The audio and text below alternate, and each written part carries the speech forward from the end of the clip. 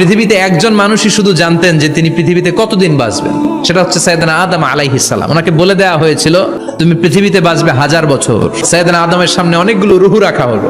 সাইয়েদনা আদম বললেন এরা কারা? আল্লাহ বললেন তোমার বংশধর। সাইয়েদনা আদম বললেন আল্লাহ ওই যে একটা রূহ দেখা যায় এটার নাম কি?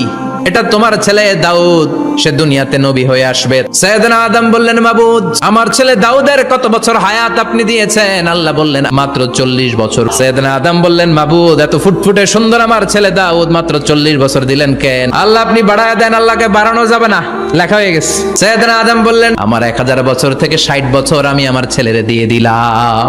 আর আদম আলাইহিস সালাম পেয়েছিলেন 1000 বছর, 60 কমে গেলে রইল কত? 940 বছর পৃথিবীতে থাকার পরে মালাকুল মাউত চলে এসেছে, এসে বলল জিইতু আন আকবাদা রূহাক, রূহ কবজ করতে আসছি। আদম আলাইহিস সালাম বললেন রূহ কবজ করতে আসছো মানে? আমি বাঁচবো তো 1000 বছর। মালাকুল মাউত বললেন না না, ওই যে আগের কথা স্মরণ করেন আপনি 60 বছর দিয়ে দিয়েছিলেন। কয় না আমি দেই নাই।